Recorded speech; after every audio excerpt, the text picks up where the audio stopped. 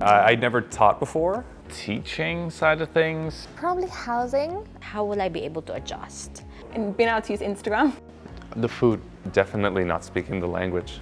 The language barrier. The language barrier for me. Getting the right paperwork, being able to work here, and the pollution. Probably housing. I was quite concerned about where am I going to live? I've never been in this country before. I don't know anyone there. The websites I'm seeing while I was sitting at home, I was like, does this make sense? What does that mean?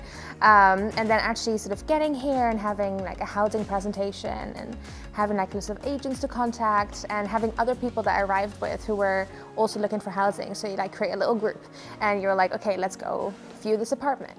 And then it was just surprisingly straightforward. You just go see a place, if you like it, you agree with the agent, and that's pretty much it. And then all you have to do is find an IKEA to kind of sort of find some pots and pans. So that was something I was definitely quite nervous about. But that then kind of over those sort of 2 weeks of training while I was in the hotel, sort of eased a lot of my worries. Definitely not speaking the language. So I thought, I didn't speak the language, how am I going to get by here? And you'd be surprised, the majority of people here speak English really well. Biggest concern in being able to use Instagram, which is obviously resolved by VPN. And it's just general concerns about it being so far away from home. I was worried that I would feel a bit isolated and feel on my own, but I mean, that's very far from how it actually was. I've had people around me all the time. My biggest concern is how will I be able to adjust to the culture. But then when I first arrived here, I have friends, and then I meet new friends that help me to adjust and also learn their culture as well. My biggest concern was, just the teaching side of things. I was unsure whether I would be any good at it or how it would go the first time I stepped into the classroom. But yeah, it was resolved through really great training.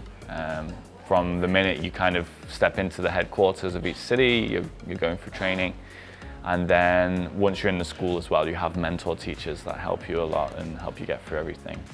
My biggest concern coming to China would be the food.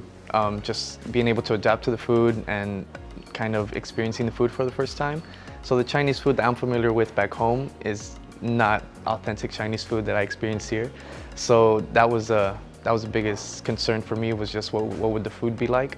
So I spent the first couple weeks actually eating a lot of burgers and Western food and anything that I felt comfortable, until I was able to kind of find spots that I like, whether it be noodles, soup, dumplings, or anything like that. So luckily, I enjoy Chinese food, and it's really good, yeah. Honestly, it was the language barrier for me, because I learned a little bit of Chinese before I moved. My mom asked me to kind of learn a bit so I can survive here, but it was still something that I was really worried about. When I got here, I took a Chinese lesson once a week to kind of help me out with that, and practice more with Chinese friends. And also I downloaded translation app, so it helped me a lot. I think my biggest concern was getting the right paperwork, being able to work here, and the pollution.